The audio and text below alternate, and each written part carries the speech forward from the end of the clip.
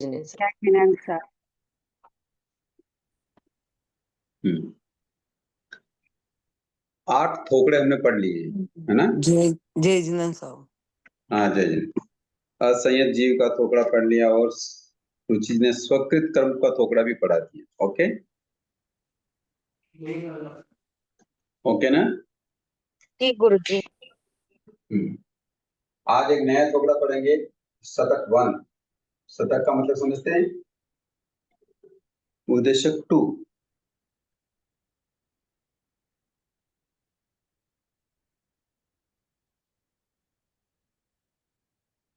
Okay, थोकड़े का नाम है संसार सचितन काल। थोकड़े का नाम क्या है, दिखाई दे रहा है, संसार सचितन का काल। टुकड़ा। हाँ ठीक है। अब संसार सचितन काल किसे कहते हैं, तो आगमकार बता रहे हैं कि जीव भूतकाल में जिस गति में रहा था यह उसका संसार सचितन काल है, ऐसा बतलाना। कब जीव कितने समय तक कौन सी गति में या कौन से भाव में रहा, ये बतलाना क्या है, संसार सचितन काल। संसार सचितन काल। ठीक है, अब बात समझ में आ गई। संसार सचितन काल किसे कहते हैं, बात समझ में आई। हाँ जी, कि जीव भूतकाल में जिस गति में रहा हुआ है, हाँ, अतीत जीव में जिस गति में रहा हुआ भूतकाल है, में जिस गति में रहा, यह दिखाना, यह बताना, ये क्या है, संसार सचितन काल। सचितन काल। ठीक है ना। ठीक। संसार का मतलब होता है भाव, और सचितन काल का मतलब है स्थिर रहने की क्रिया, यानी जीव कौन से भाव में ज्यादा से ज्यादा स्थिर रहा, ये दिखाना, ये क्या है, संसार सचितन काल। ओके, जी हाँ। अब आप लोगों के मन में प्रश्न आया कि नहीं आया। कई व्यक्तियों के मन में प्रश्न आ सकता है, कई व्यक्ति पूछते नहीं। हमारे यहाँ जो मेहमान हैं, जो ज्वाइन जो क्लास में हैं, कई व्यक्ति प्रश्न करते नहीं, वो सुनते रहते हैं। तो चलो उनकी तरफ से मैं एक प्रश्न कर लेता हूँ, आपसे पूछता भी हूँ कि आपके मन में भी ये बात आती है कि नहीं आती है कि भाई ये बात बताने की जरूरत क्या है, संसार सचितन काल बताने की जरूरत क्या है। भगवान गौतम ने प्रभु से ऐसा क्यों पूछा कि संसार सचितन किसे कहते हैं, ऐसा क्यों पूछा, ये कितने प्रकार का होता है, ऐसा पूछा भगवान से, है पूछा कि नहीं पूछा, पूछा तभी तो ये बात आई है। तो क्यों पूछा, ये कोई बता सकता है क्या। कि पिछले भाव का इस भाव पे क्या फर्क पड़ता है, मतलब हमने भाव कितना का इस भाव में क्या फर्क, हम्म। क्या असर पड़ता है या क्या प्रभाव पड़ता है। नहीं तो ये तो सभी भाव तो बताया नहीं रहे। संसार सचेतन काल का मतलब क्या बताया कि भूत काल में जीव कौन सी गति में रहा, मतलब ये बताना बतलाना, चाहते हैं कि हम ये कौन सी ये गति में बतला दिया ज्यादा भगवान समय ने। रहे, हाँ जी, कौन सी गति में हम ज्यादा समय रहे, और अर्थ इसका बतलाने का मतलब क्या हुआ, क्यों बतला रहे भगवान, ये अर्थ पूछा मैंने आपसे सबसे।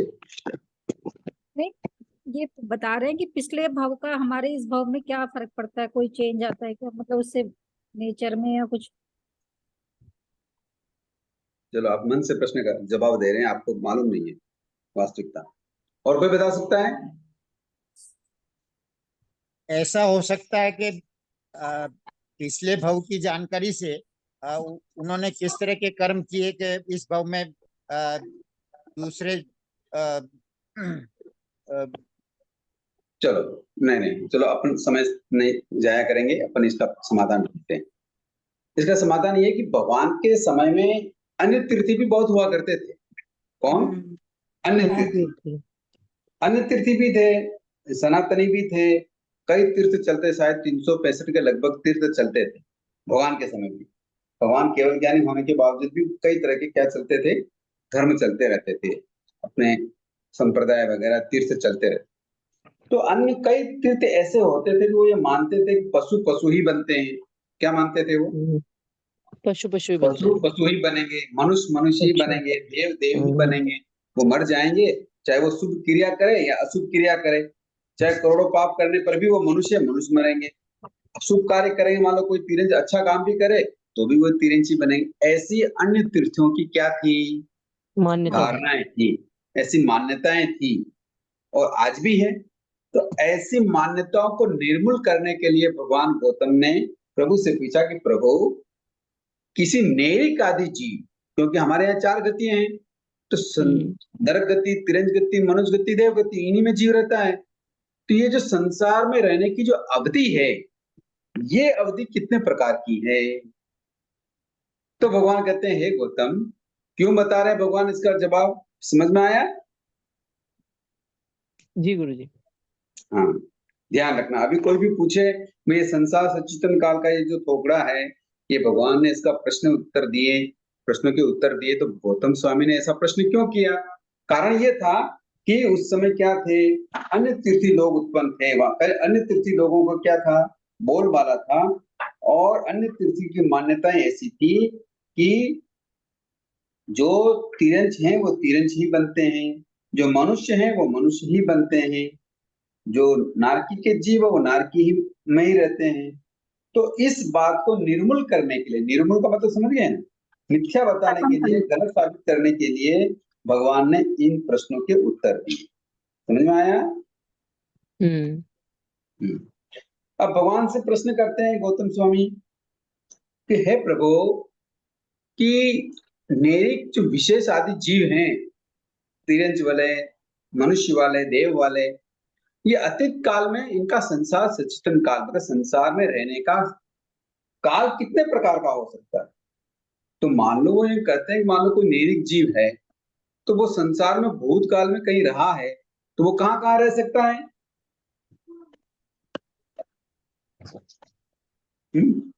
तिरंज गति, मनुष्य गति। हाँ, तिरंज गति में रह सकता है, मनुष्य गति में रह सकता है, हो सकता है वो पहले देवलोक में भी रहा हुआ हो।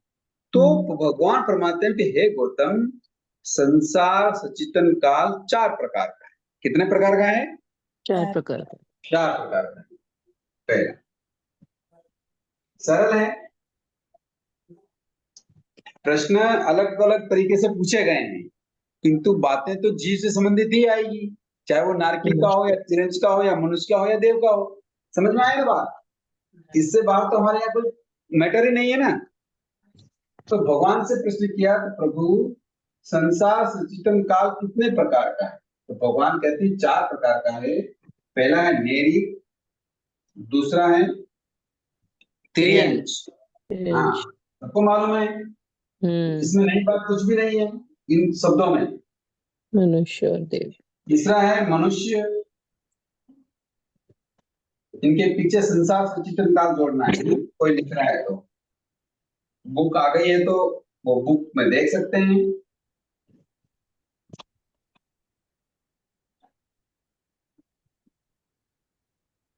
कितने प्रकार का हो गया संसार सचेतन काल? नैरिक संसार सचेतन काल, तिर्यंच संसार सचेतन काल, मनुष्य संसार सचेतन काल और देवता संसार या देव संसार सचेतन काल। ओके, कोई बात कंफ्यूजन नहीं है? नहीं सर। हाँ, इसी प्रकार जीव परिभ्रमण करता हुआ इन 4 प्रकार की गतियों में क्या करता है? जन्म मरण करता है। इसलिए इन चारों को ही क्या बताया? संसार सचेतन काल। संसार सचेतन काल का क्या मतलब होता है? परिभ्रमण। नहीं नहीं, भूतकाल तो में बताया। जीव, भूतकाल में जीव किस गति में रहा हुआ है? हाँ, भूतकाल में जीव कौन सी भाव में स्थिर रहा, कौन से भाव में रहा, इस बात को बतलाना संसार सचेतन काल है। तो इन चारों से बाहर रह सकता है क्या जीव? नहीं। नहीं। रह सकता है सिद्ध बताओ, गति कहाँ रह सकता है? सिद्ध गति में। कौन बोल रहे हैं? नाम बताओ। आशा अग्रवाल। आशा जी, यहाँ कौन सी बात चल रही है? संसार की। वो संसार में है क्या? ये संसार है। हाँ? नहीं नहीं, संसार में नहीं, वो अलग है। संसार से जीव में आता है वो संसारिक अरे ये आप कुछ भी मन से प्रश्न जवाब दे रहे, मैं पूछ रहा हूँ उसका जवाब नहीं दे रहे। यहाँ बात चल रही है संसार सचिष्टन काल का, आप कह रहे हैं इनसे भी बाहर रह सकते हैं सिद्ध। तो नहीं, संसार सचिष्टन काल का मतलब हुआ अन्य भाव में कौन जीव कितने समय तक रहता है, ये बात बता रहे हैं। तो यहाँ जो बात की जा रही है वो संसारियों की बात की जा रही है, समझ में आया ना आपको? हाँ ठीक है सब। हाँ, तो वो सिद्ध का नाम लेना ठीक नहीं था आपका। अच्छा ठीक है। ठीक है, वो तो सबको बता रहे हैं, तो वो क्या संसार सचिष्टन काल उनका थोड़ी बता रहे हैं, जो संसार में रह रहे हैं। और बता दिया भी 4 प्रकार का। संसार सचिष्टन काल कितने प्रकार का बताया? 4 प्रकार का। इसमें सिद्ध है क्या? नहीं। हाँ, फिर आपको वो प्रश्न का जवाब आपको सिद्ध भगवान याद आए, ये सही नहीं है आंसर। ठीक है, थोड़ा सा विवेक रखें। तो बात चल रही है कि जीव कितने समय तक कहाँ रहता है, उसको बोलते हैं सचिष्टन काल, यानी संसार में रहता है तो कितने कहाँ कहाँ रहता है, कभी नरक में रहता है, कभी त्रिंच में रहता है, कभी मनुष्य में रहता है, कभी देवता में रहता है। ओके। अब प्रश्न किया गया भगवान से फिर कि भगवान नैरिक संसार सचिष्टन काल कितने प्रकार का है। ये तो बता दिया कि संसार सचिष्टन काल 4 प्रकार का है। अब नैरिक संसार सचिष्टन काल कितने प्रकार का है, समझ में आई बात? अब प्रश्न नया आ गया। क्या प्रश्न आया कि ये जो नैरिक है, ये संसार, इसका संसार सचिष्टन काल कितने प्रकार, संसार सचिष्टन। ओके, समझ में आ रही बात? जी। अब पहले तो समूह में पूछ लिया संसार सचिष्टन काल। ओके, तो बता दिया नैरिक, तिर्यंच, मनुष्य और देव। यहाँ जीव क्या होता है, परिभ्रमण करता है, जन्म मरण करता है। तो चारों को संसार सचिष्टन काल बताया। अब प्रश्न नहीं बात करते भाई नैरिक संसार सचिष्टन काल कितने प्रकार का है। भाई नरक जीव गति में भी, नरक भाव में भी क्या होता है, जीव जन्म मरण करते हैं, है ना? करते हैं कि नहीं करते हैं? करते हैं। तो ये जो संसार सचिष्टन काल है, ये कितने प्रकार का, ये प्रश्न भगवान से किया गया। तो यहाँ प्रश्न करने के बाद भगवान ने उत्तर दिया कि हे गौतम, नैरिक संसार सचिष्टन काल जो है वो 3 प्रकार का है। पहला, एक अशून्य का। बात को ध्यान से सुनिए, भगवान के जो जवाब है वो लाजवाब है। अशून्य का। बीच में ना बोले। मिश्र का। तीसरा है शून्य का। इसको काल के साथ जोड़ा। किसके साथ जोड़ा है भगवान ने? क्योंकि किसी भी गति में कोई भी जीव रहता है तो किसी न किसी लिमिट समय तक ही रहता है ना। तो आयु का कोई कोई तो लिमिटेशन है, यानी स्थिति है, यानी काल है। तो नैरिक जीवन में जो भी जीव जाता है वो कितने समय तक रहता है और कैसे रहता है, उसको बोलते हैं नैरिक संसार सचिष्टन काल। ओके, समझ में आई बात? हाँ सर। कोई कंफ्यूजन हो तो प्रश्न करिए।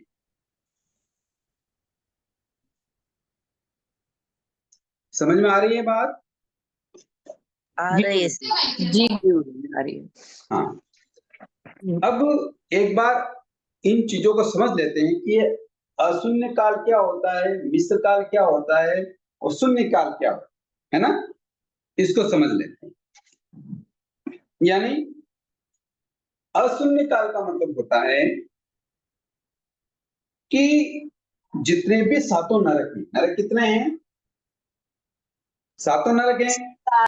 उनमें से न कोई जीव मरे और न कोई जीव जन्म ले।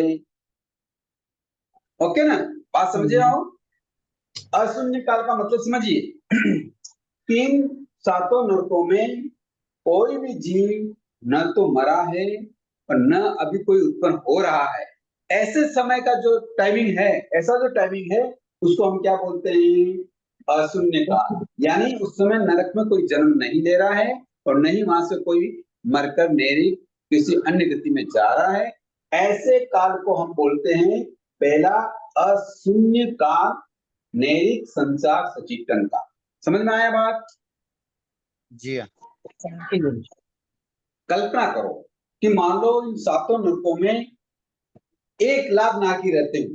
जो किताब में लिखा है वही बता रहा हूं ताकि आपकी जल्दी समझ में आ जाए कि मान लो 1,00,000 नारकी जीव इन सातों नरकों में रहते हो, ऐसा एक कल्पना करो। और उन 1,00,000 नारकी जीवों में से कोई भी नारकी अभी आयुष पूरा नहीं किया तो अन्य गति में नहीं गया, यानी अपने भाषण में देखें तो वहां कोई मरा नहीं। और उस 1,00,000 जो नारकी हैं उसके साथ कोई नया जन्मा नहीं। समझ में आया? यानी कि 12 मुहूर्त तक इससे ज्यादा नारकी का वीर्य नहीं होता। वीर्य का मतलब होता है कि कोई जन्म न ले, तब तक जन्म न लेता है नारकी में जीव। तो नारकी में का वीर्य काल जब आएगा इस थोपड़े में तो फिर बताएंगे आगे, थोड़ा सा बता देता हूं। तो वीर्य का मतलब कोई जन्म न लेना। तो नारकी का अधिक से अधिक वीर्य कितना है? 12 12 12 मुहूर्त। 12 मुहूर्त का क्या मतलब हुआ? कितने घंटे हुए? 8 घंटे 8 घंटे। 8 घंटे। किताब में देखा आप लोगों ने कि दिमाग लगाया? सच बताओ। दिमाग लगाया। ओके, बहुत बहुत धन्यवाद। तो 12 मुहूर्त तक कोई जीव 1,00,000 वाले, एक कल्पना से 1,00,000 नारकी थे तो न तो कोई जन्मा और न कोई मरा। तो नारकी का पहला संसार सचितन काल हो गया अशून्य काल। ये पहले प्रकार का नारकी का संसार सचितन काल। समझ में आया? हाँ गुरुजी। इस बात को हम क्यों समझ रहे हैं?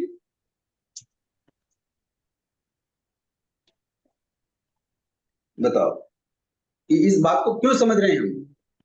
क्या कारण है इसको समझने का? इस भाव में, इस गति में इतने ड्यूरेशन तक रहेगा जीव नारकी। हाँ, ये बात हम समझ रहे हैं। जी हाँ। तो ये बात हम क्यों समझ रहे हैं? या इस काल तक हम वहां रहे थे तो इस बात को हम क्यों समझ रहे हैं? अलग अलग काल में जीव अलग अलग समय तक वहां रहता है। अरे यही तो बात समझनी है। ये बात क्यों समझ रहे हैं हम? जिससे ये सिद्ध कर पाए कि जीव एक ही गति में दोबारा नहीं जाता। हाँ देखो, बहुत अच्छा जवाब दिया। ये बात बताओ, हम ये बात क्यों, भगवान से ये प्रश्न क्यों पूछा? इसलिए कि अन्य तीर्थों की मान्यता थी कि जो जिस गति में है उसी गति में जन्म मरण करता है। चाहे वो अच्छे कर्म करे तो भी तिरंज में जन्म लेता है, चाहे अच्छे कार्य करे तो भी नारकी में जन्म लेता है, चाहे पूरे पाप काम करे तो भी वापस मनुष्य बन जाता है, चाहे कितने भी खोटे कर्म करे तो भी वापस देव बन जाता है। इस बात को मिथ्या साबित करने के लिए भगवान से यह प्रश्न किया गया कि हे प्रभु, इन जीवों के संसार सचितन काल कितना है, फिर वो कहाँ जाते हैं? ये बात साबित करने के लिए भगवान से क्या पूछा गया? ये प्रश्न पूछा गया। बहुत अच्छा जवाब दिया। किसने बात करी है? हाँ जी, मैंने पूर्णिमा जी सुराना। कहाँ के हैं आज आप? क्यों नहीं आई रही है वो? पूर्णिमा जी अलवर से। सुराना कहाँ के? हाँ जी, आज क्यों नहीं आ रही है? कहाँ के हैं? अलवर से हूँ। अलवर से। बहुत अच्छा, बहुत बहुत धन्यवाद आपको, आपने बहुत उपयोग लगाया। तो बात समझ में आ रही है ना? तो नैरी संसार सचितन काल में जो अशून्य काल है, इसका क्या मतलब हुआ कि जितने नैरिक हैं उनमें न तो कोई जन्म लिया नया आया है, न वहां से कोई मर के गया। ओके, समझ में आ गई? जी हाँ। हाँ जी। ये 12 हाँ मुहूर्त तक गुरुजी। ही होता है, इससे ज्यादा नहीं हो सकता। अशून्य काल कितने समय तक हो सकता है? आवाज नहीं आ रही है। 12 मुहूर्त। 12 मुहूर्त। मेरी आवाज नहीं आ रही क्या?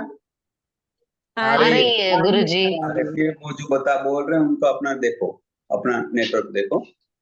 तो कहने का मतलब बात बिल्कुल आपकी ये फिट बैठ गई अब। तो अशून्य काल हम किसको कहते हैं कि जिस गति में जितने जीव मौजूद हैं उनमें से न तो कोई मरा है और न कोई नया जन्म लिया।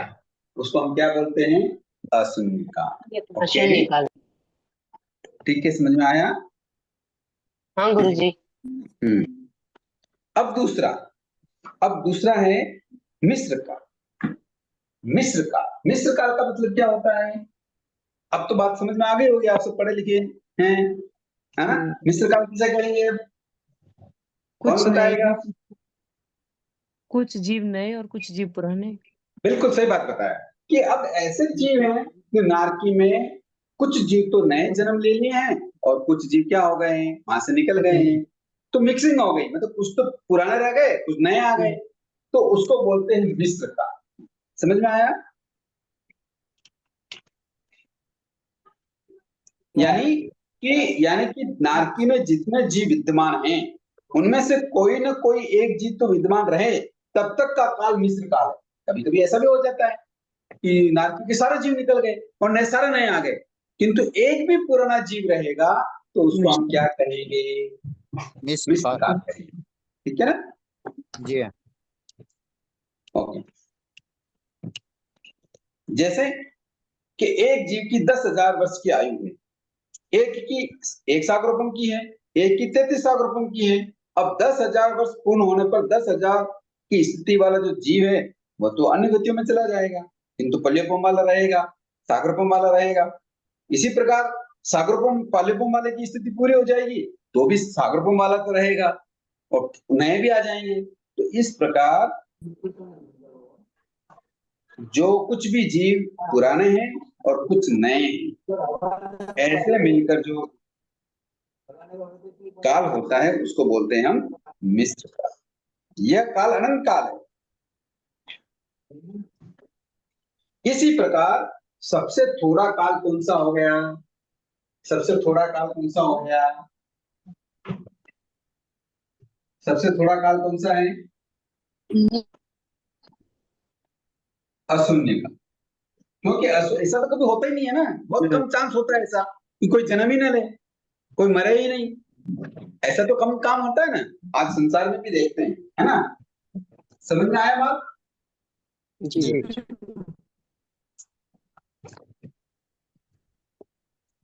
तो सबसे थोड़ा काल कौन सा हो गया? अशून्य काल। और इस अशून्य काल से अनंत गुना, इस अशून्य काल से अनंत गुना हो गया मिश्र काल। ओके, समझ में आई बात? तो दो बातें समझ में आ गई, जैसे नेरिक अशून्य काल संसार सृजन काल और नेरिक मिश्र संसार सृजन काल। अब नेरिक शून्य संसार सृजन काल, अब शून्य को समझ लेते हैं कि नेरिक जीवों में से कोई भी जीव विद्यमान ही न रहे, उनके स्थान पर सभी नए जीव आ जाए। जैसे सारे के सारे नारकी जीव क्या हो गए? मां से निकल गए, काल कर गए और सारे के सारे नए आ गए। तो ऐसी अवस्था जब तक रहेगी उतना काल शून्य काल है। ये जीव वनस्पति में जाने पर अनंत काल तक वहां रह सकते हैं। इस अपेक्षा से शून्य काल मिश्र काल से भी अनंत गुना है। तो अब शून्य काल में क्या हो गया? मिश्र काल से अनंत गुना। समझ में आया? इसी तरह नारकी और देवता का भी जैसा नारकी का हमने ये बात बताई, उसी तरह मनुष्य और देवता का भी हमको क्या कर लेना चाहिए? समझना चाहिए। ठीक है, बात समझ में आया? जी गुरुजी, सारे नए जीव कैसे आ सकते? कोई ना कोई तो पुराने जीव होते हैं ना गुरुजी नारकी में।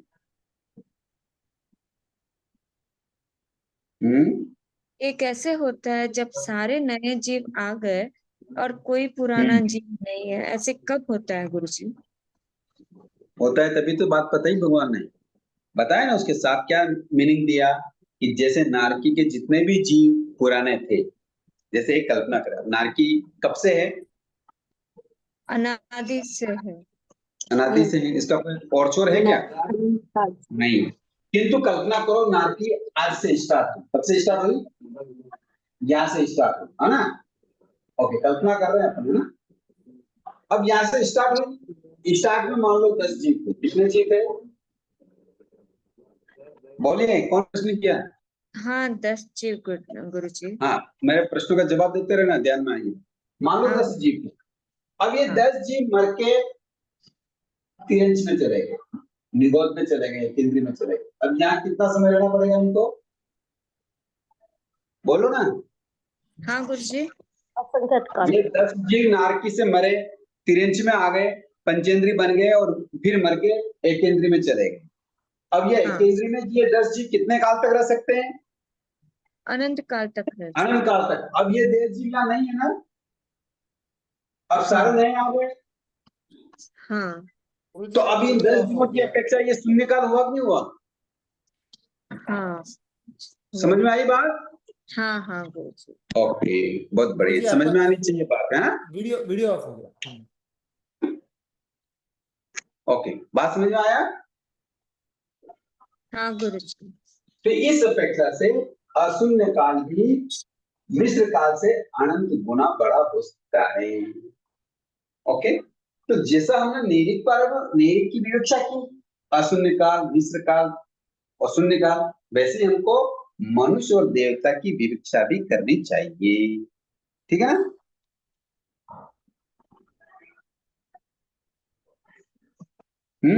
ओके। हाँ।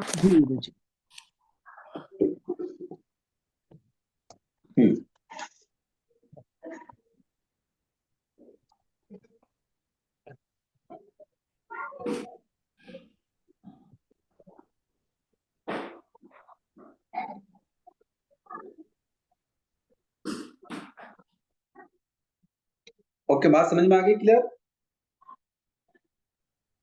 आ गई सा। ओके, अब आगे चलो। अब नारकी की जीव की बात समझ ली, अब तिरंज की बात भी हमने समझ ली, है ना?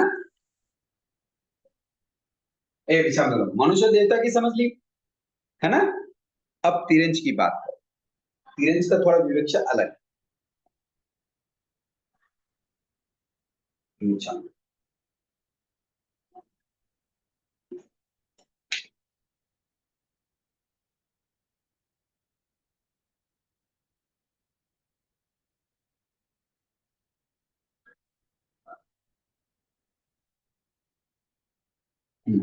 अब तिरंज की बात करते हैं।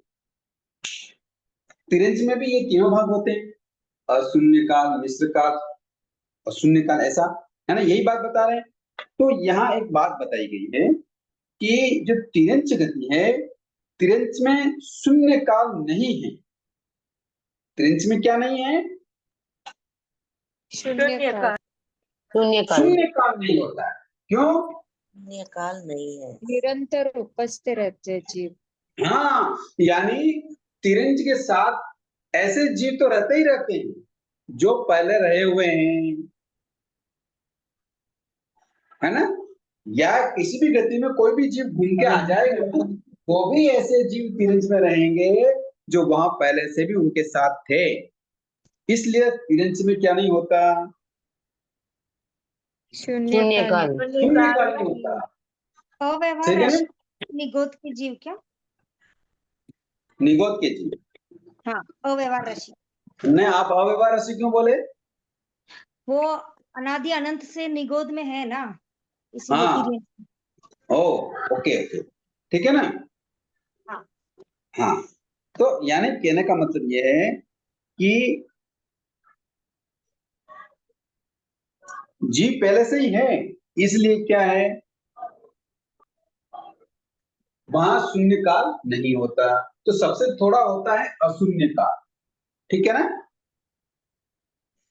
अशून्य काल तो हो सकता है ना? ये कब तक होता है? अंतर्मुहूर्त, यानी 48 मिनट्स। ये बात समझ में आ रही है कि नहीं आ रही है? ये जो नया प्रोग्राम सीख रहे हैं, समझ लें, ये बात समझ में आ रही है? हाँ गुरुजी। हाँ, तो तिरंज में जो अशून्य काल है वो सबसे कम। अंतर्मुहूर्त यानी तिरंज में अधिक से अधिक कोई जीव अगर जन्म नहीं लेता है, चाहे वो नारकी से आए या मनुष्य आए या देवता से आए, तो वो कब तक नहीं ले सकता है? अधिक से अधिक अंतर्मुहूर्त तक। बस इससे बात तो उसको कोई जीव तिरंज में आएगा ही आएगा। तो तिरंज का जो है सबसे थोड़ा अशून्य काल है और मिश्र काल से अनंत गुना है। शून्य जैसे काल तो है ही मैंने नहीं, का बताया केवल है विश्व का क्या हो गया, अनंत गुना। समझ में आया?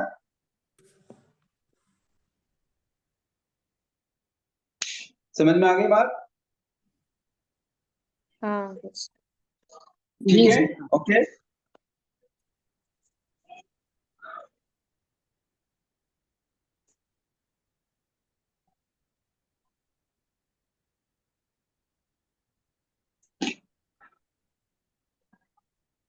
Okay, yes sir. हाँ। अब ये तो अलग अलग गतियों की हमने विवक्षा की, है ना, कि अलग अलग गतियों में कैसे अशून्य काल, कैसे मिश्र काल और कैसे शून्य काल एक दूसरे से कम ज्यादा होते हैं। किंतु गति की अपेक्षा से देखें, कि गति की अपेक्षा से देखेंगे तो सबसे थोड़ा संसार सचित्र काल किसका है? मनुष्य का। मनुष्य का। क्यों है? किसने जवाब दिया? क्योंकि बहुत क्योंकि वो संख्या प्रयत्न के बाद संख्यात मनुष्य उधर प्रयत्न के बाद ही मनुष्य भाव मिलता है। कैपेसिटी लिमिटेड है।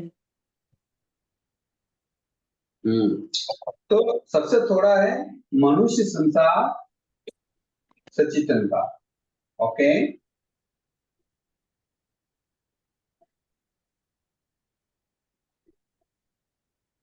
ठीक है, समझ में आया? अब इससे नारकी, इससे इससे नारकी क्या है? नारकी जो गति है, नैरिक जो गति है वो असंख्यात गुण। नारकी के जीव क्या है? असंख्यात गुण।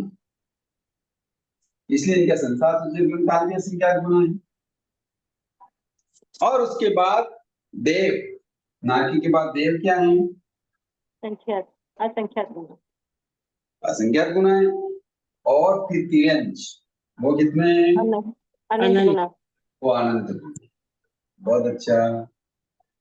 तो ये हमारा एक नया थोड़ा सीखने को मिला कि संसार सचित्रन काल, यानी कि कौन से जीव पिछले भव में कहाँ रहे थे, कितने समय तक रहे, ये बतलाने के लिए, बतलाना जो बतलाते हैं उसको हम कहते हैं चितन काल। संसार में परिभ्रमण करते हैं, बतला रहे हैं, इसलिए संसार सचित्रन काल कहना। समझ में आया बात? जी।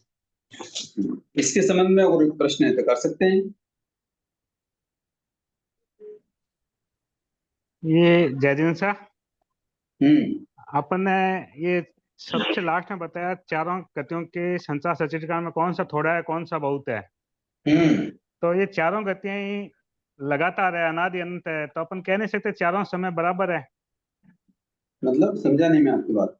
मनुष्य जब से तब से नैरिक है, तब से देव है, तब से तिर्यंश है। नहीं, तो वो ठीक जितना है, हाँ हाँ वो तो ठीक है, किंतु कौन सा जीव सबसे अधिक कहाँ रहा ये तो मालूम पड़ेगा ना।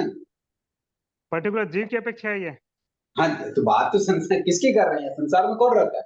इसमें समुच्चय है या पर्टिकुलर जीव की अपेक्षा है? समझ अरे एक जीव की कैसे बात करेंगे हम? यस, गति की बात करें, नारकी गति। नारकी का मतलब सारे जीव, देव देव का मतलब सारे जीव, मनुष्य का मतलब सारे जीव। पर्टिकुलर किसकी बात करेंगे? नहीं, समुच्चय की बात करेंगे तब तो चारों गतियों का काल ही बराबर हुआ ना। अरे कैसे बराबर हो गए?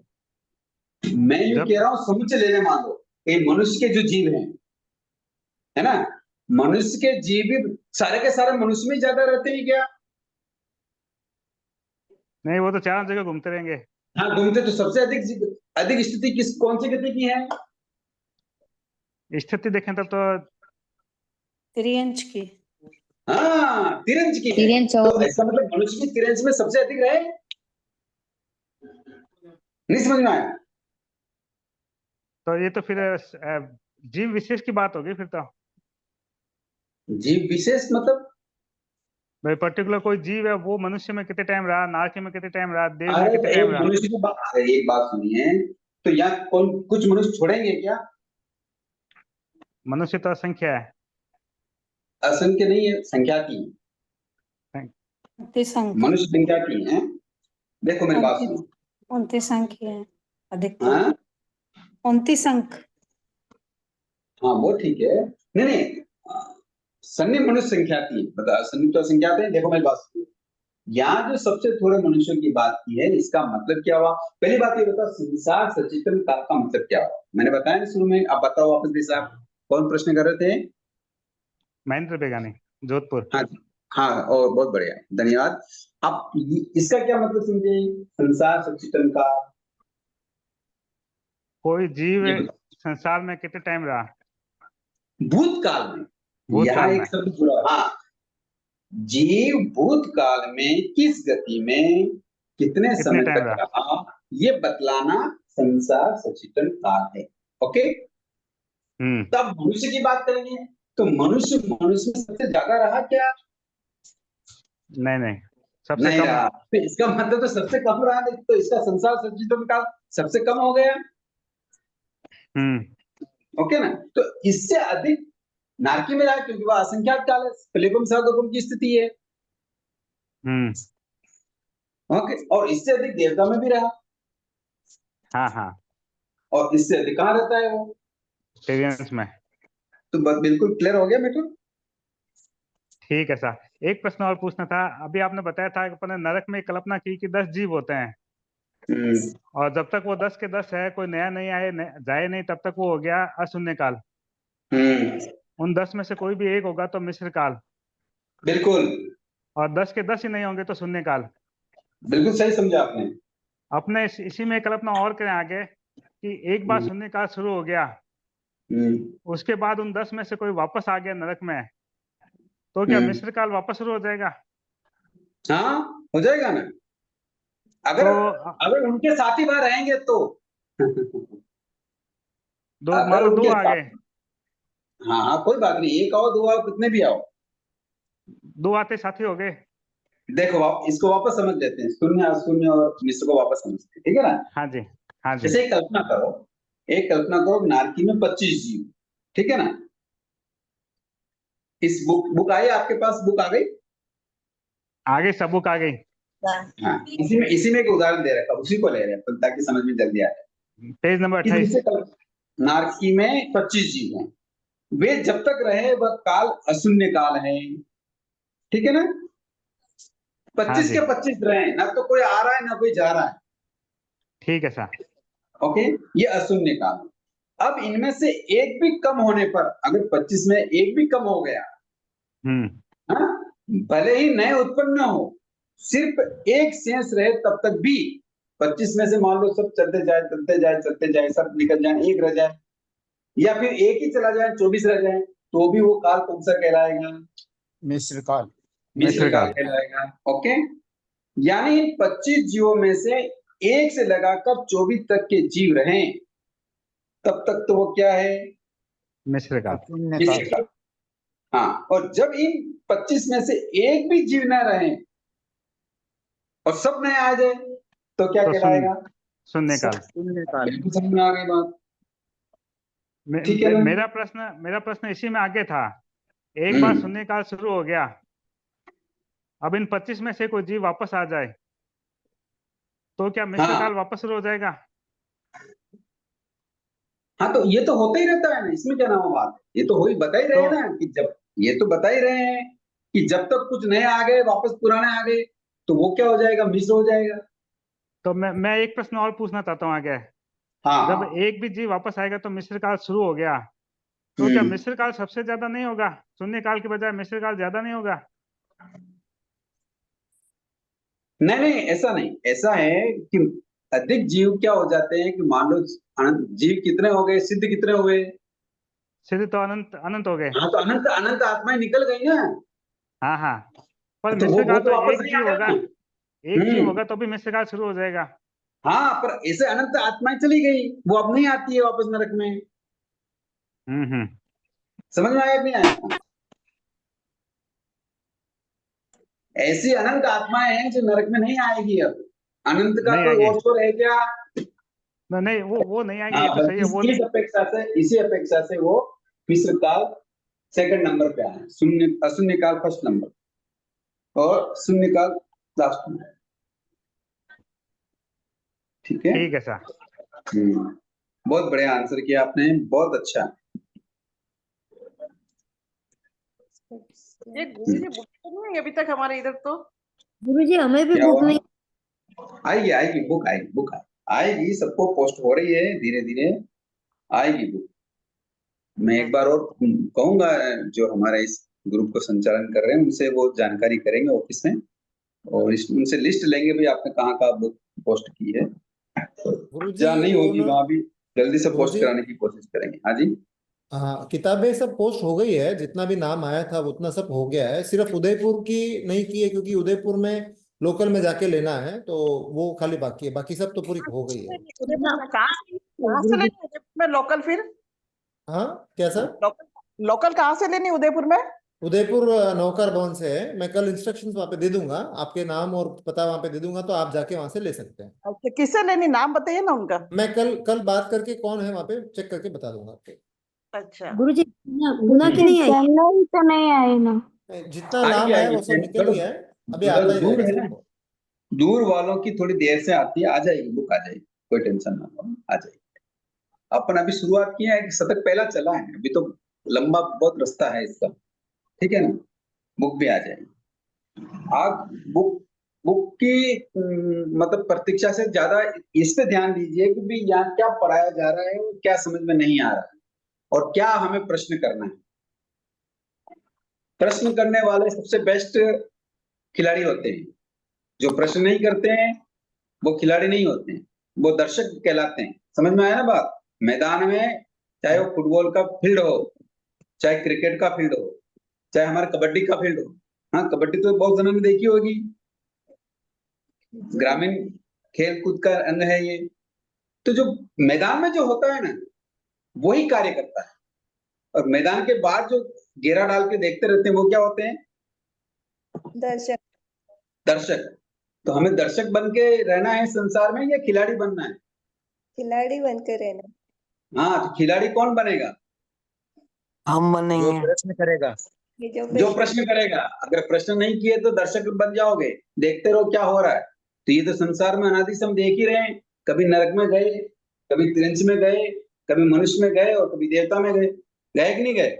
गए, बिल्कुल सही है। तो फिर दर्शक बन के रहना है, तो फिर प्रश्न न करना, देखते रहो कौन मर रहा है, कौन जन्म रहा है, कौन सुख भोग रहा है, कौन दुख भोग रहा है, किसकी गाड़ी आई, किसके लाड़ी आई, किसके क्या आया, देखते रहो। किंतु प्रश्न किया कि ये हुआ क्यों, तो फिर खिलाड़ी बन जाओगे। तो खिलाड़ी बन गए एक बार, चाहे छोटा हो या बड़ा, मौका लगेगा तो वो भी छक्का लगाता है, ये नहीं लगाता है कभी कभी? लगाता है। क्रिकेट के गेम में 10वां जो खिलाड़ी होता है वो वो मोस्टली छक्का बॉलर लगाता है।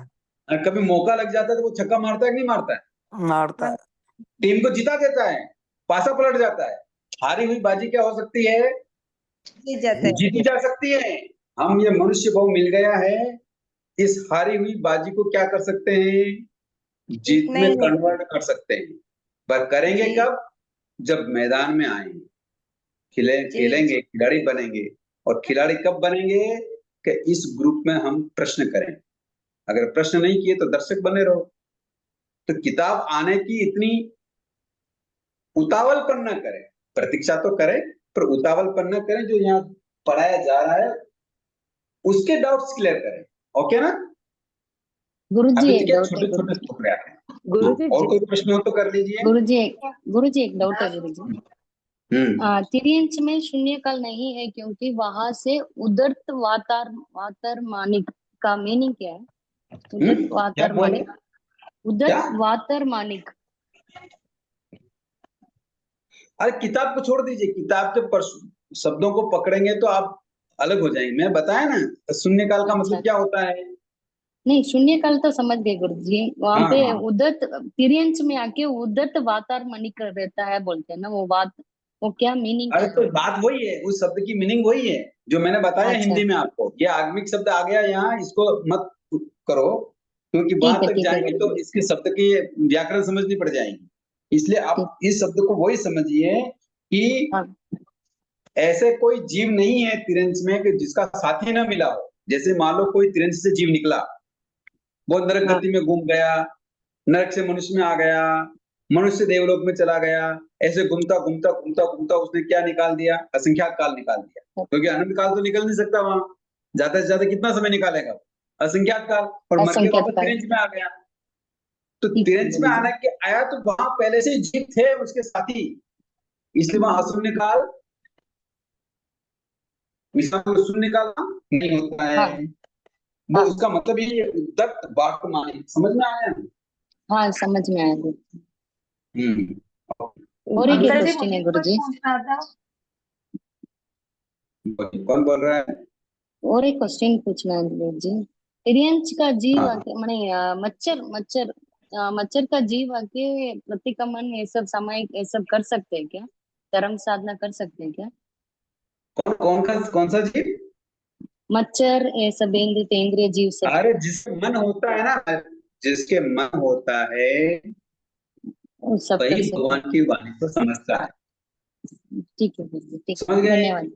हाँ समझ गए गुरु मन नहीं होता वो भगवान की वाणी को समझता नहीं है, धर्म क्या करेगा वो? जी। सही, ठीक है ठीक है। हाँ ठीक है गुरु जी, धन्यवाद गुरु जी। अंकल मुझे कुछ पूछना था। हम्म। ये अभी एक प्रश्न आया था कि जीव उसमें नरक में कि जीव वापस आ जाए तो मिश्र काल शुरू हो जाएगा क्या? तो जीव जाने के बाद वापस कैसे आएगा? कर्म करेगा तो आ जाएगा। आप नरक में जाएंगे कि नहीं आएंगे?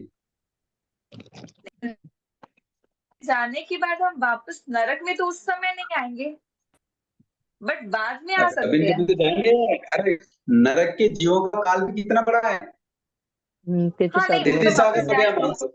हाँ हाँ 33 अग्रुपम।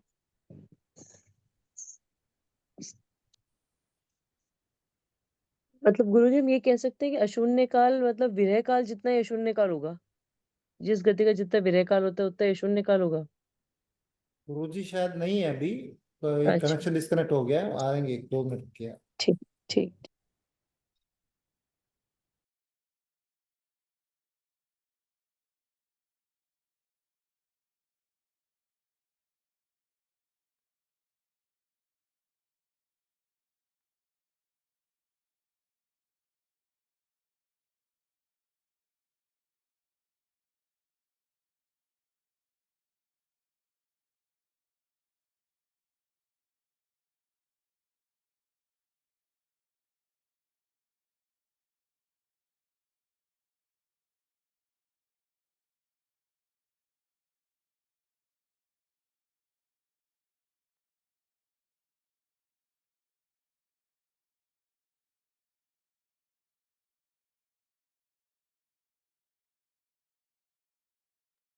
हाँ हाँ बोलिए, क्या प्रश्न है? हेलो, आवाज आ रही मेरी? जी गुरुजी। हाँ हेलो। अभी आ रही है। हाँ बोलिए, क्या प्रश्न है? मतलब जितना गुरुजी जितना विरह काल रहेगा उतना ही अशून्य काल हो जाएगा ना, अलग अलग गतियों का हाँ विरह काल के बराबर। बिल्कुल ठीक। ठीक ठीक है, धन्यवाद। और बोलिए। आज क्लास में अच्छी उपस्थिति है, 50 जनों की उपस्थिति है, बहुत बढ़िया है, बहुत अच्छा लगा। गुरु जी एक सवाल आया हुआ है, वापस उसी के हाँ। ऊपर है। गुरु जी विरह काल का मतलब क्या है, समझाइए। विरह का मतलब ये होता है कि पर्सनली भी विरह काल होते हैं, और समूह में विरह काल ये हुआ कि जैसे मान लो कोई जीव नरक गति में जन्म मां से मर के निकला, जब तक वो वहां नहीं जाए उसका वो विरह काल है, इसको विरह बोलते हैं। अशून्य काल जो बताया ना, क्या बताया अशून्य काल? यानी गुरुजी एक गति से दूसरी गति में जाए वहां तक का जो समय रहता है वो विरह काल क्या? वो पर्सनल अगर बोलेंगे तो, जैसे मान लो नाटकी में कोई जीव उत्पन्न हो ही नहीं रहा है, वहां से कोई मर ही नहीं रहा है, तो ये इसका क्या हो गया? विरह का। और वो कितना होता है? ज्यादा से ज्यादा कितना हो सकता है नारकी का? 12 मुहूर्त। भगवान ने क्या बताया? 8 घंटे। 8 घंटे। ठीक है ना, तो ये विरह काल हो गया उसका। ठीक है। एक और क्या प्रश्न आया कि जितने समय तक उस गति जाति आदि में एक जीव उत्पन्न नहीं हो उस, हाँ बस ठीक है, ये पर्सनली हो गया। ओके अच्छा है। एक प्रश्न मेरा। हाँ बोलिए। गुरु जी ये जो आपने डिफरेंट तीर्थी बताई भगवान महावीर स्वामी के टाइम में, के अन्य तीर्थियां जिसमें सनातन भी बोला, और कौन सी तीर्थियां होती थी? और 363 मत चलते थे, मान्यताएं चलती थी, ऐसे अलग अलग धर्म पंथ चलते थे, तो उनकी सबके अलग अलग मान्यताएं थी। तो कई तीर्थों की, कई पंथों की ऐसी मान्यताएं थी। आज भी ऐसे कई पंथ हैं जो मानते हैं कि जो जानवर है वो जानवर ही बनते हैं, मनुष्य वो मनुष्य ही बनते हैं। उसके नाम तो नहीं है, और पाठ ऐसे आया हुआ है। ठीक है।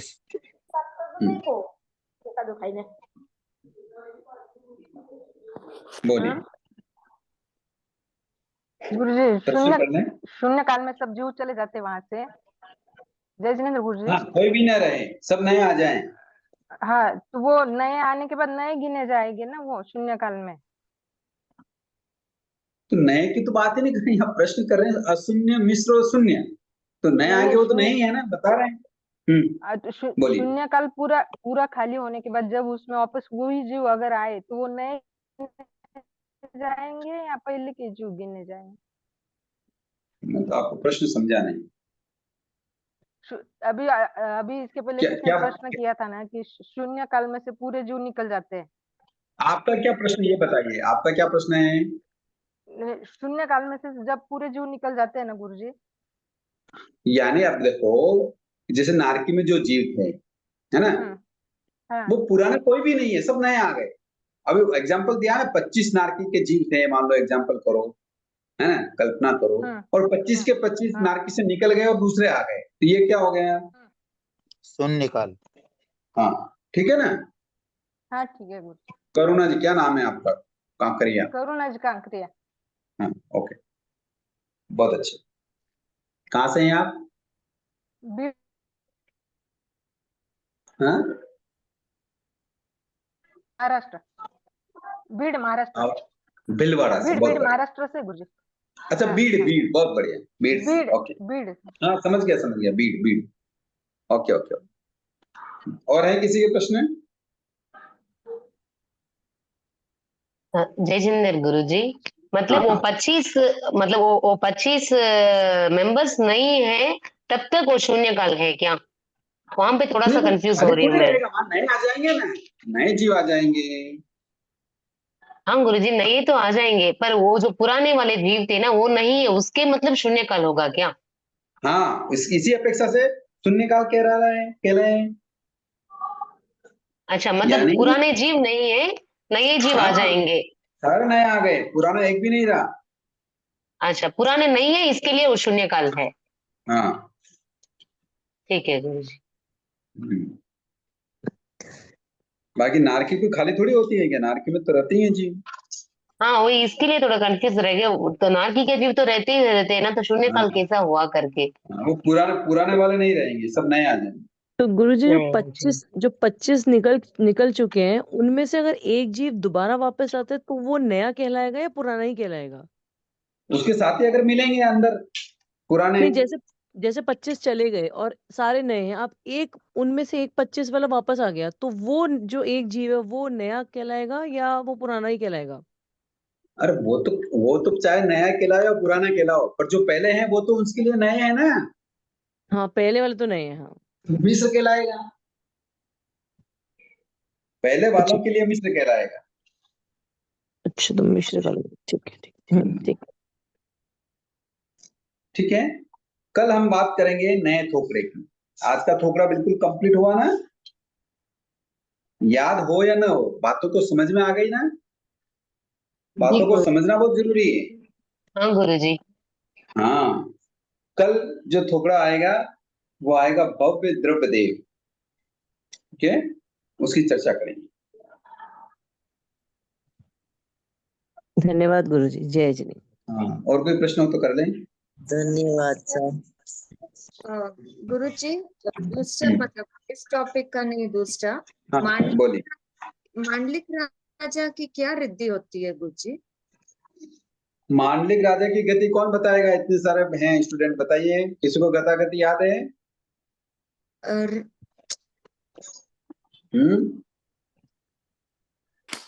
नहीं याद है? 527 है गति तो शायद। 6 हाँ बोलिए Right. बोलिए, मांडलिक राजा की गति बोलिए, कौन बोल रहा है?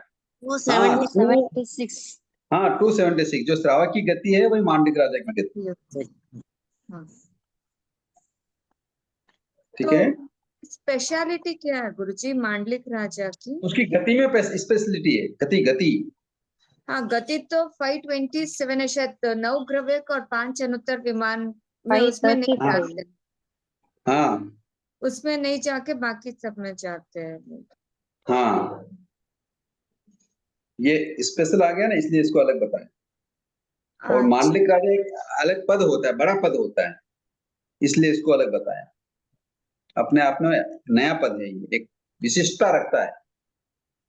वो उनकी क्या विशेषता होती है गुरुजी? राजा होता है राजा, मतलब राजा हाँ। भी अगर हो, अगर उसके शुभ भाव आ जाएं तो वो भी श्रावकपना पाल सकता है, राजा रहता हुआ भी।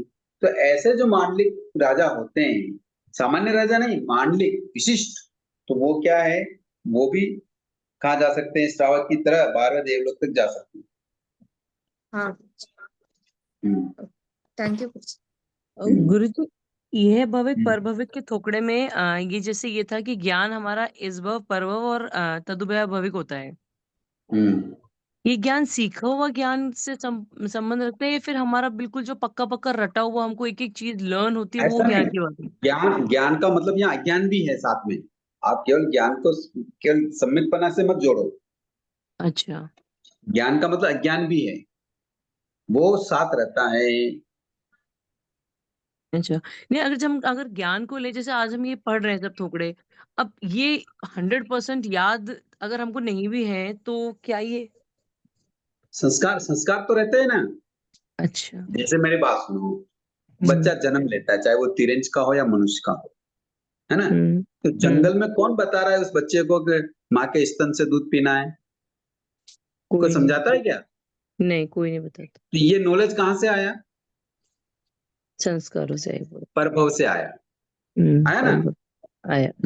मान लो कोई जंगल में तिरंज का प्राणी जन्म लिया, और उसको सर्दी लग रही है, तो वो गर्म मौसम में जाता है कि नहीं जाता है?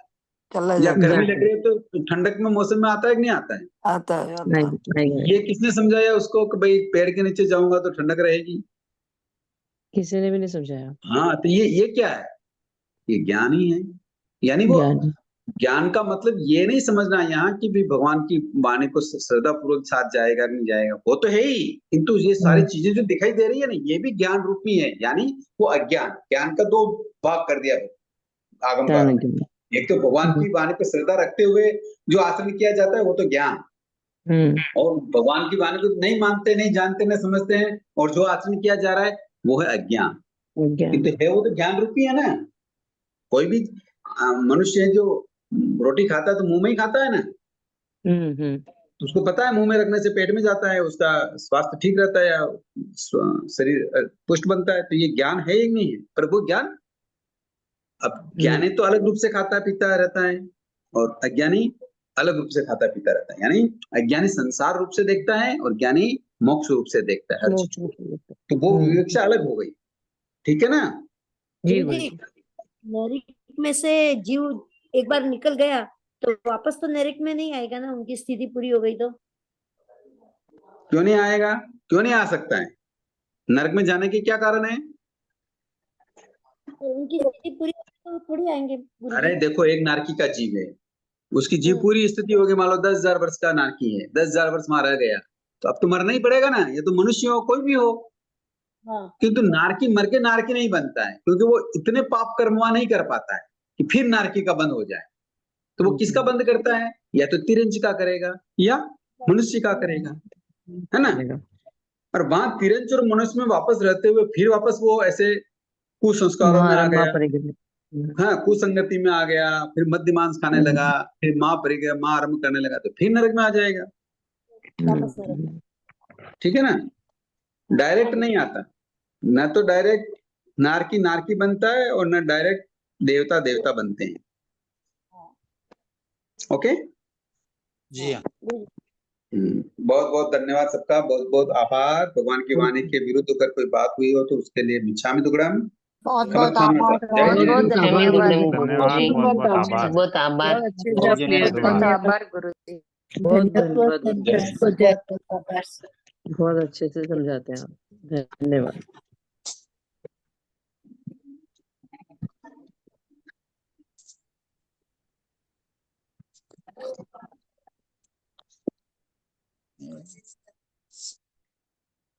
स्पष्ट बोल।